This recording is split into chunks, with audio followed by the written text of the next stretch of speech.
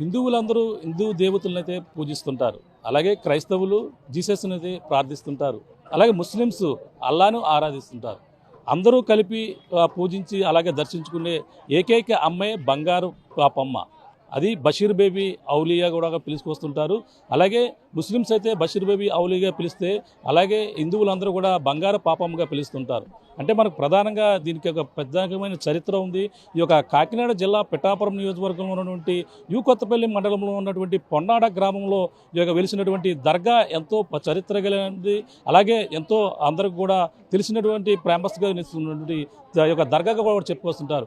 ఎందుకంటే బంగారు బేబీగా ఇక్కడంతా కూడా బషీర్ బేబీగా పిలుచుకొస్తున్నటువంటి ఈ యొక్క ప్రతి సంవత్సరం కూడా ఇక్కడ ఉరుసు ఉత్సవాలు అయితే ఎంతో ఘనంగా జరుగుతుంటాయి.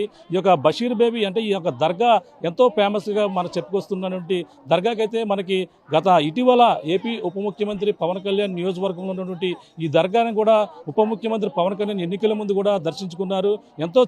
ఇదంతా కూడా ఫేమస్గా చెప్పుకొస్తుంటారు. అటువంటి దర్గాకైతే ఇప్పుడంతా కూడా ప్రతి సంవత్సరం ఫిబ్రవరి నెలలో మూడు రోజుల పాటు ఉరుసు ఉత్సవాలు ఘనంగా జరుగుతుంటాయి.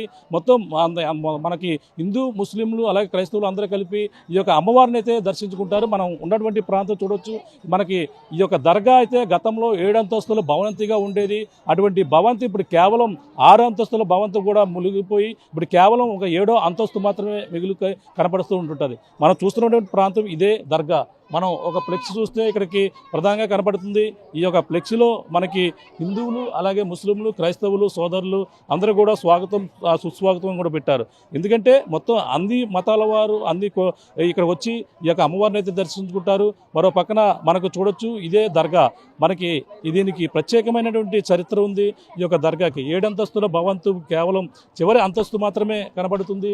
ఈ యొక్క 7 అంతస్తుల్లో మనకి చూసుకుంటే గతంలో ఇదే బషీర్ బేబీ సంబంధించినటువంటి నివాసం.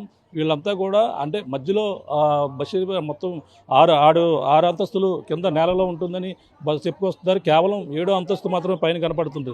దూర ప్రాంతాల నుంచి వచ్చి ఈ యొక్క పై అంతస్తులో ఉన్నటువంటి ప్రాంతాన్ని దర్శించుకుంటారు. ప్రత్యేకమైనటువంటి పూజలు కూడా చేస్తుంటారు. ఇక్కడ ప్రత్యేకంగా ఇక్కడ కూర్చుని ప్రార్థనలు చేసి ప్రత్యేకమైనటువంటి ఈ విధంగా అమ్మవారిని అయితే బషీర్ బేబీ బంగారు పాపమ్మని కోరిన కోరికలు కోరుకుంటే అన్నీ కూడా తీరుతాయని వీళ్ళంతా కూడా భక్తులు నమ్మకం. దూర ప్రాంతాల నుంచి కూడా ప్రతి ఒక్కరు వచ్చి ఇక్కడ దర్శించుకుంటున్నటువంటి దృశ్యాలను చూడొచ్చు. 3 రోజుల పాటు కూడా ఈ ఉరుసు ఉత్సవాలు ఎంతో ఘనంగా జరుగుతాయి.